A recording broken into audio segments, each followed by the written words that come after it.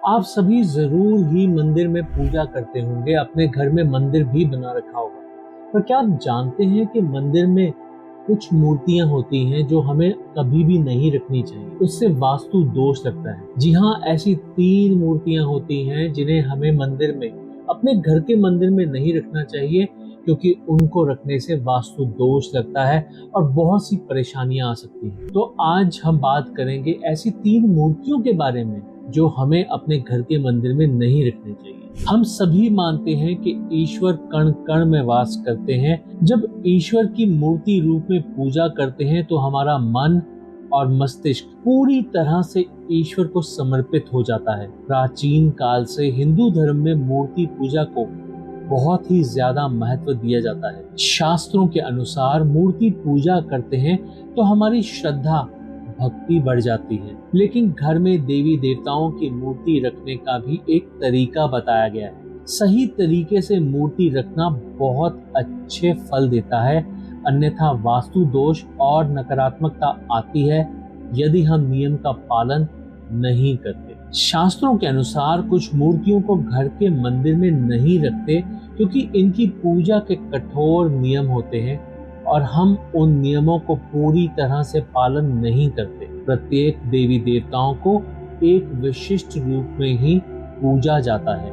आज के इस वीडियो में हम जानेंगे कि किन देवी देवताओं की मूर्ति को हम अपने घर के मंदिर में स्थापित कर सकते हैं एक विशेष नियम के साथ, और किन देवी देवताओं की मूर्ति को कभी भी अपने घर के मंदिर में स्थापित नहीं करना चाहिए। हम ये भी जानेंगे कि पूजा करते समय किन नियमों का पालन करना चाहिए। सबसे पहले जानते हैं कि मंदिर की सही दिशा क्या है। देखिए, इस बात को समझिए कि यदि मंदिर की दिशा गलत होती है तो व्यक्ति को शुभ फल नहीं प्रदान होता है। वास्तु के अनुसार घर का मंदिर ईशान कोण में होना चाहिए, अर्थात ईस्ट और नॉर्थ के बीच की दिशा, क्योंकि इस दिशा में सबसे अधिक सकारात्मक ऊर्जा होती है। पूजा घर हमेशा स्वच्छ रखना चाहिए। पूजा घर में कोई भी टूटी कटी फटी वस्तुएं नहीं रखनी चाहिए।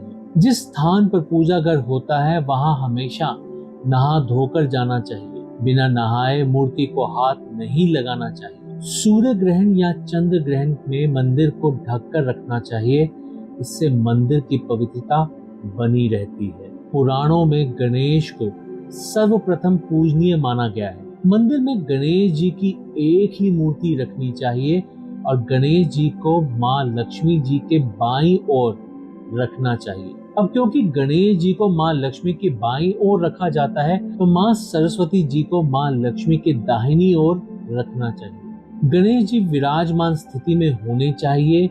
गणेश जी की मूर्ति कभी भी खड़े हुए नहीं होनी चाहिए। माँ लक्ष्मी की मूर्ति हमेशा बैठी हुई होनी चाहिए, कमल के फूल पर विराजमान, और इस मूर्ति के दोनों ओर यदि आप हाथी की तस्वीर भी लगा दें तो ये और अधिक फलदायक हो जाती है। माँ लक्ष्मी का वास वहीं होता है जहाँ भगवान विष्णु का वास होता है, इसलिए घर के मंदिर में विष्णु जी की मूर्ति भी अवश्य होनी चाहिए। माँ लक्ष्मी जी की पूजा हमेशा विष्णु जी के साथ होनी चाहिए।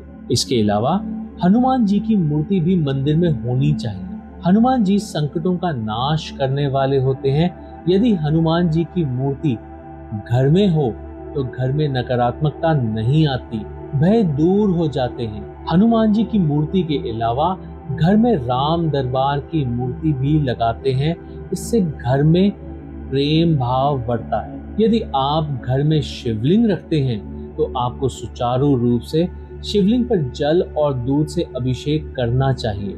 यदि नहीं कर सकते तो शिवलिंग की स्थापना ना करें। तो इस बात पे बिल्कुल ध्यान दीजिएगा कि शिवलिंग की स्थापना आप तभी करें यदि आप रोजाना जल और दूध से अभिषेक कर सकते हैं, अन्यथा ना करें। यदि शिवलिंग नहीं रखते तो आप भगवान शिव और पार्वती की मूर्ति रखें। वास्तु के अनुसार भगवान श्री कृष्ण और राधा रानी की मूर्ति एक साथ रखनी चाहिए। भगवान विष्णु और शिवलिंग एक साथ नहीं रखने चाहिए क्योंकि दोनों की पूजा पद्धति में फर्क है। भगवान शिव पर तुलसी जी नहीं चढ़ाई जाती और विष्णु जी की पूजा में तुलसी का प्रयोग किया जाता है। भगवान विष्णु, महेश और ब्रह्मा जी की मूर्ति घर के मंदिर में नहीं रखनी चाहिए। घर के शयन कक्ष यानी कि बेडरूम में भगवान की मूर्ति नहीं लगानी चाहिए। पूजा घर में मृत परिजनों की तस्वीर नहीं रखनी चाहिए।